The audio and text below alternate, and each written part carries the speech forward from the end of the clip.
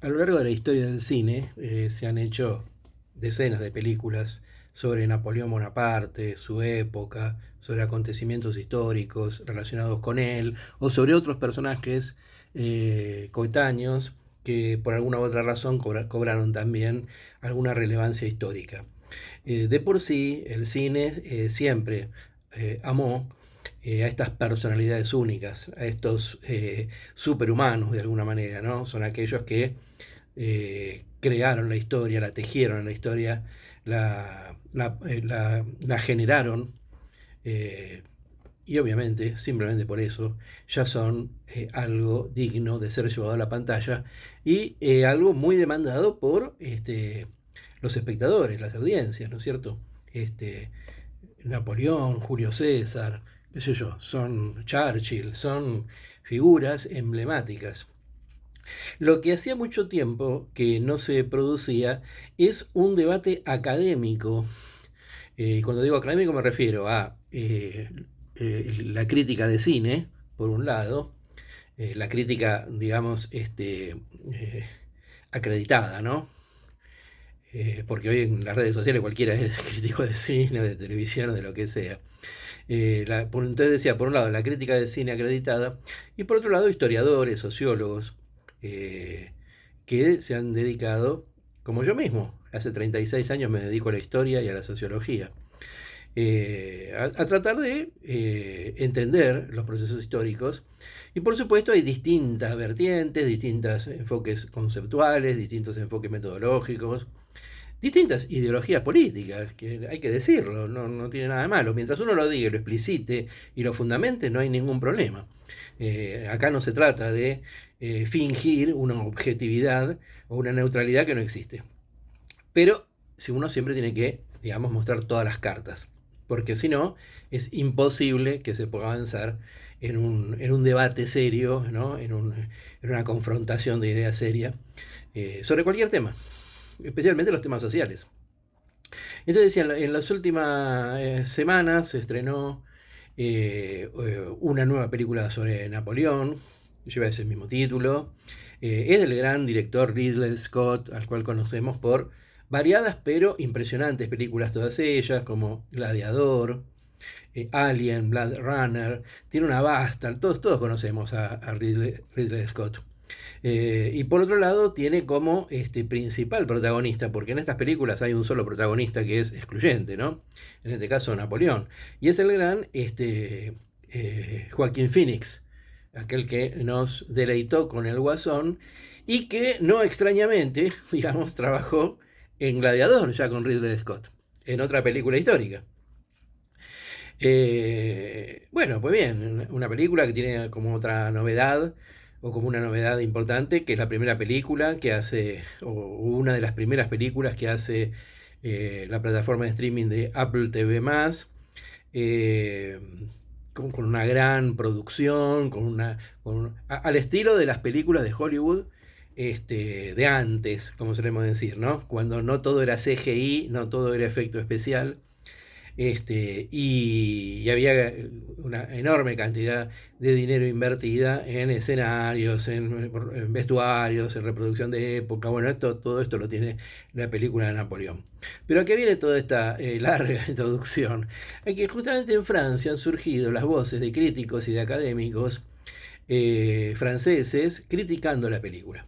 Ahora, no la critican por sus condiciones estéticas, no la critican por la actuación de Phoenix, no la critican por cuestiones cinematográficas, sino que la critican porque dicen que lisa y llanamente ese Napoleón que se ve en la pantalla no es el verdadero Napoleón, o no fue el verdadero Napoleón. Que esos acontecimientos históricos que se muestran en la pantalla no son verdaderos, que están todos falseados. Y hasta que uno podría decir, bueno, tenemos un problema, un campo de problemas, si el cine tiene o no que reproducir la realidad tal cual como algunos creen que fue. Pero le agregan un problema más. Dicen que todo esto forma parte de una agresión británica, que se burlan de los franceses una vez más, porque en la Segunda Guerra Mundial no sé qué y no sé cuánto. y que hoy, como están fuera de la Unión Europea, bueno, una serie de cosas que ya no tienen nada que ver ni con el cine, ni con la política, sino con burradas directamente. Pero esa burrada la vamos a dejar afuera, ¿no es cierto? Todo eso tiene que ver con otro campo de problemas, que a lo mejor en otro video lo trato, que tienen que ver con la decadencia de la identidad francesa y la decadencia de Francia en el mundo actual. Pero volvamos a la película. Eh, yo creo que el debate sobre si el cine o la televisión tienen que reproducir la realidad para ser verdaderos, hace décadas que se cerró. Es una discusión muy antigua, es una discusión que tiene que ver con los inicios del cine y después se retomó con los inicios de la televisión, pero que desapareció rápidamente. ¿En qué sentido? Primero porque si alguien quiere hacer una pieza audiovisual, sea televisiva o cinematográfica, que intente reproducir fielmente la realidad, lo que hace es un documental.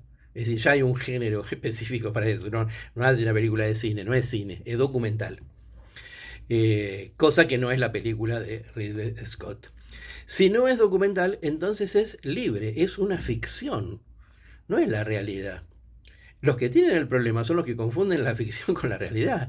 Una ficción es eso, una ficción, una reinvención, que puede estar basada en elementos de la realidad o no, que puede tener que ver con alguna escuela histórica o no, porque aquí, digamos, hay algo muy interesante, que es que todas las críticas vienen de una escuela histórica francesa determinada, y no de todas las escuelas francesas.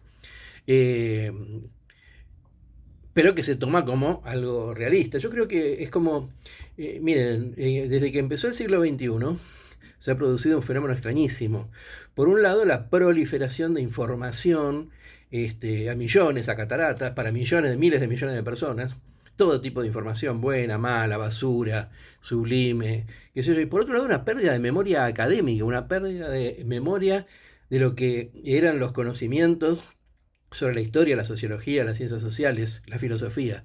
Es como si los últimos 50, 60 o 70 años de historia del pensamiento del mundo hubieran desaparecido. Entonces volvemos a cosas que ya están totalmente cerradas y que hay gente que las abre nuevamente porque burra.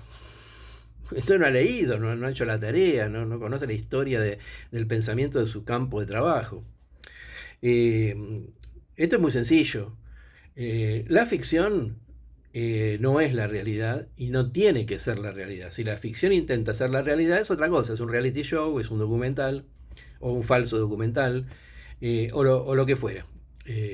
Una película entonces es una representación creativa, una representación original, donde a través de la composición de las imágenes se intenta mostrar un concepto o un conjunto de conceptos que giran alrededor de un problema. Eso era la esencia del cine en su momento y Ridley Scott es muy fiel a esta esencia del cine. ¿Con esto qué quiere decir? El Napoleón de Ridley Scott es como el gladiador de Ridley Scott. No tiene nada que ver con una persona que haya existido físicamente.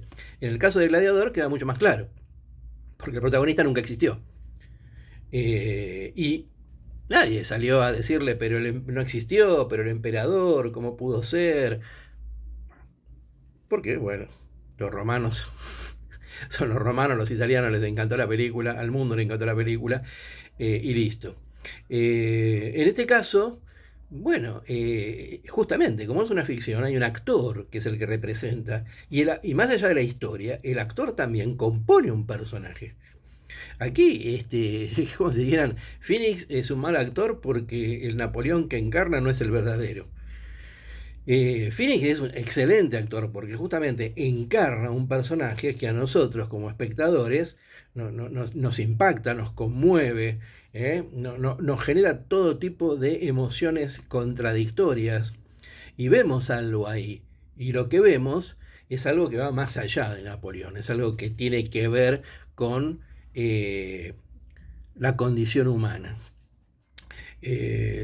Fíjense cómo esto se va articulando para tener una idea, porque uno dice, bueno, ¿y quién hizo el guión de esta película? Bueno, no casualmente, el guionista de esta película es David Scarpa. David Scarpa ya trabajó en varias películas anteriores con Ridley Scott y es el guionista de lo que va a ser Gladiador 2, es decir, la segunda parte de Gladiador. Pero además, David Scarpa fue el productor, el creador, el showrunner, el guionista de una de las series más geniales de televisión que hemos visto en los últimos años, que es The Man in the High Castle, una adaptación de la novela del genial escritor de ciencia ficción Philip K. Dick. ¿Y qué era The Man in the High Castle? Bueno, era una ficción en la cual los alemanes ganaban la Segunda Guerra Mundial. Viajes en el tiempo, en fin, una serie de cuestiones. Ahí es donde realmente vemos de dónde saca el material Scarpa para hacer su Napoleón. Sin llegar a plantear una cuestión de ciencia ficción, porque lo que quieren plantear es una cuestión que tenga que ver con algo del orden de la representación de lo sensible y de lo histórico.